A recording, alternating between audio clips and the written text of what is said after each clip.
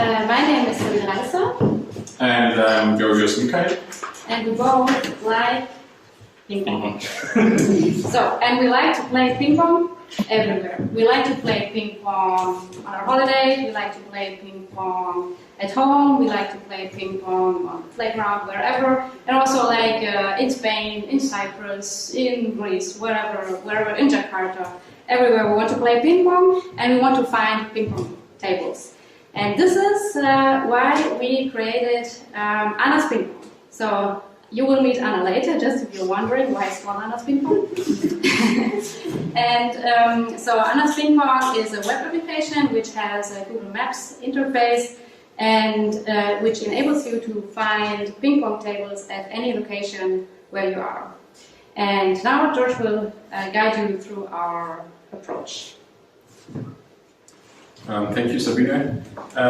So to create this application, to solve this problem, we used the following strategy. So we first created the dataset, which consisted of aerial images, similar to what the previous group has used. And then these aerial images, or so-called map tiles, contain ping pong tables. And we had a lot of them, and then once we created our dataset, then we used this data to train an object detection model, which ideally, when you provide it with an input image, an input map tile, it would just tell you whether there's a ping pong table on it and where exactly.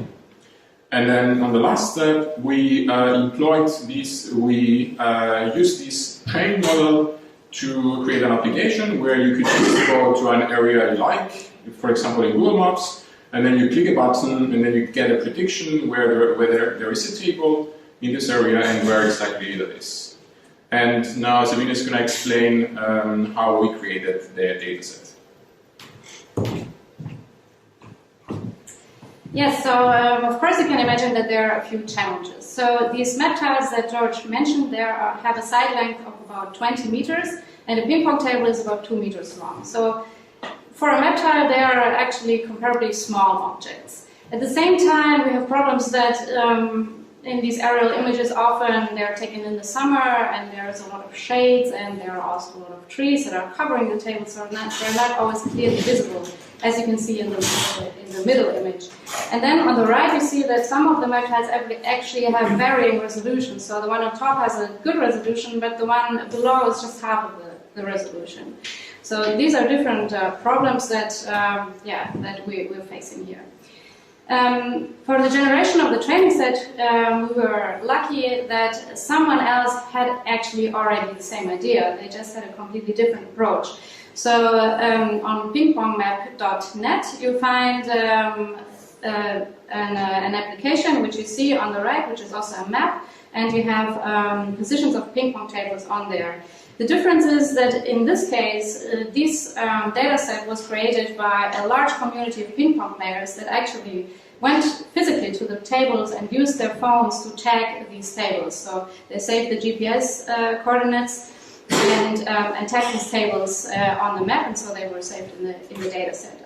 And this is how we got our reference data set. So luckily we didn't have to browse through all of Berlin and collect all of these GPS coordinates ourselves. So what we did to generate our training data set was then to download map tiles from Bing Maps, and then we used also some data augmentation by shifting the tiles that I will explain in detail. And then we labeled the tables on tiles with bounding boxes, and this gave us in the end a training data set of roughly 1,400 tiles.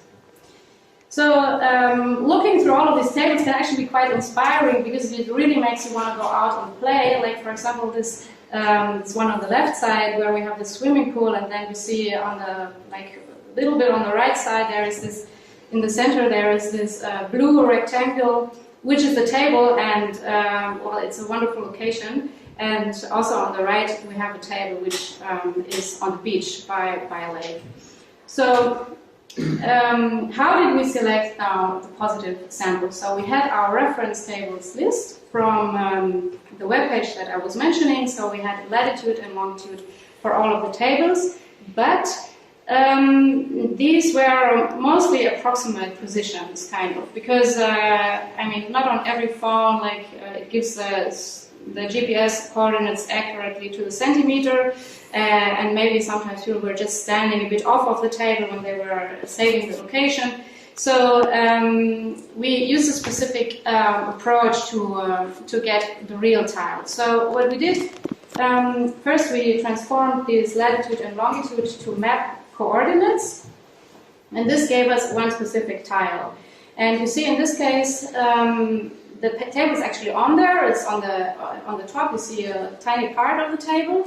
But of course, we would like, for our training data, we would like to have the tiles which actually contain the complete table. So we shifted this tile to the top, and this already gave us the one tile with the whole table, and we shifted it also to the right, and we shifted it also to the right and to the top. And then we did this also in all other directions, so in the end we had 9 tiles for each position that we found in the reference data set. And then from these we just chose the ones which actually contain the table or part of the table and added them to our data set. Then we used label me to create bounding boxes. So the bounding box is just defined by 2 points, by 2 diagonal corners with x and y coordinates. And this was our training data set, which we then use for an object detection model, which George will walk you through. So after creating the data set as Sabine described, so we moved to selecting and training a model, and we chose an object detection model, which ideally would, when provided with a map tile as input, would tell us whether there is a ping-pong table on it and where exactly that is. One attractive alternative was to use image classification, and this image classification would then be, so we provide the model a map tile, and then it just tells us there is a ping-pong table or there is none. So it doesn't give us, it wouldn't give us the exact location. So, and we went for an object detection model for 2 reasons. The one is obvious. So with object detection, we would get the exact location of the ping-pong table on the map tile. So this, we're going to have a better localization.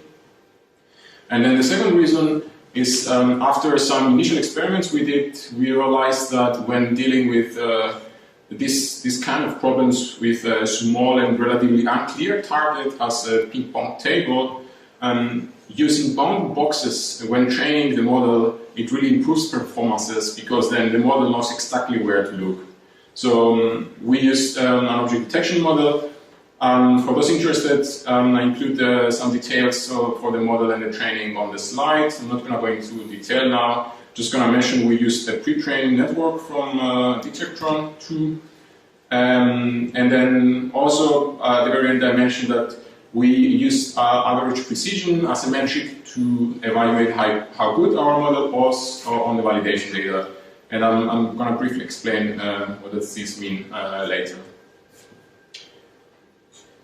So the first step when one wants to train a model is to split the data in the training and the validation subset.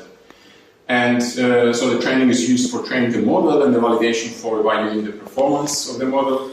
And usually data scientists do this by randomly assigning data to training and validation, typically 80% training and 20% validation. In our case, doing this randomly had a danger. We could be in the case where map tiles belonging to one table would be assigned to both training and validation. And that's not good. That's really not good, because then this would mean that we would evaluate the performance of the model with images that are quite similar to images that the model has already seen during training. This is so-called information leakage. So to avoid that, we made sure that map tiles corresponding to one particular table were assigned either to training or to validation, but not both. This figure shows the performance of our model as evaluated by the average precision measure that I described before. Average precision is a standard metric that is used for object detection. As Jeremy explained before, talking about metrics, we could do that, but I think it's not for a 15-minute presentation. Just to give you an idea, average precision takes into account both false positives and false negatives. That means the cases where the model predicted a table when there was no table, and the cases where there was a table and the model couldn't find it. And what you see in our code is that at the beginning the model didn't have good average precision, but then after around 5,000 iterations the model reached quite good average precision, and then there was a trend of increasing, but it remained more or less stable. And this level of average precision translates to quite good predictions, and I'm going to show you some examples that are less abstract than this graph. So here you have an example of how our model, the predictions of the model at early stages versus the late stages of training. As you can see in this example, there are 3 tables, and then early during training, the model would identify with high confidence the middle table, with low confidence the top one, and then it couldn't find the bottom table at all. However, after a longer training, our model was quite confidently predicting all 3 tables, so it became quite good, even when these tables are quite difficult to find, actually. So another example, at the beginning, our model tend to think that cards, especially white ones, are ping-pong tables, but later on it learned that cards are not ping-pong tables. And then this is another example where it's a relatively difficult ping-pong table in the middle, which is partly shaded. At the beginning the model couldn't find that, but then at the end it predicted it very confidently. So our model, although being quite good, it's not perfect. And here we have some examples where the model predicted a table, that it predicted something is a table while it's not. So in the first example, you get a bench predicted as ping-pong table, and then the second one, you have some shaded objects with some lines that the model confuse the model to think there's a ping-pong table. And there are also some examples of false negatives, meaning examples that the model couldn't find a table. So in the first one, we would expect the model to find this one, and we're surprised it didn't. It might be that it was confused by the shape of the shades. And then in the second image, there is a table that we can't complain. This is a really difficult example, so it's not surprising that the model couldn't find that one. And now, after training the model, we employed it to create an application, and Sabine is going to walk you through the demonstration. Okay, so now this is the demo. This is the live application which we deployed on AWS. This is a temporary IP, so this will you unfortunately won't be able to find this anymore after the presentation. So you see here is the map, and now I'm going to hit this button here, find tables here, and we're going to predict to see if it can find a table. So what's actually happening here is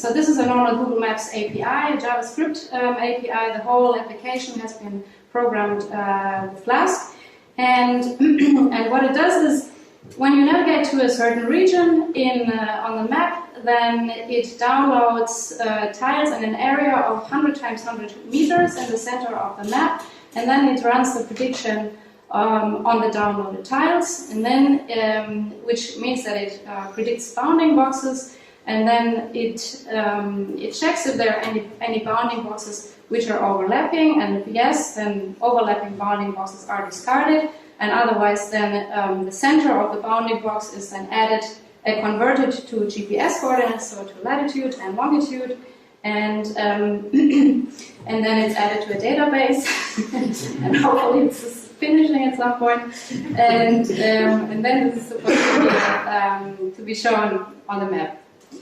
So yes, and we included a GIF, so not to make this waiting time too boring. And yeah, some other things that you can do, so you can just there we go. Okay, so now the prediction has finished, and you see actually, yes, here's a table, and there are even people playing. So it worked, and so you can use these the buttons on the left also to first to go to your current location, so to use the GPS function of the browser. You can also just search for a different place and explore that area. And so the whole idea of Anna's Ping Pong is to have a web application which is where the users are part of the exploration. So together we explore the whole world and find all the ping pong tables in the world. So wherever you are, you use it, and then the ping pong tables that you find will be added to the map.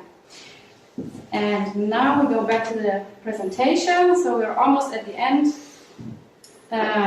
Just to the outlook. So as you've seen, the model is not yet perfect, so we still have some false positives that we need to improve. So a few things that come to our mind is we could work on the training data.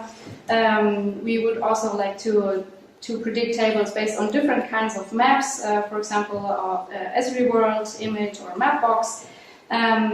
Also, it would be super beneficial if we had images from different seasons, like for example from winter, where the tables are not covered by trees.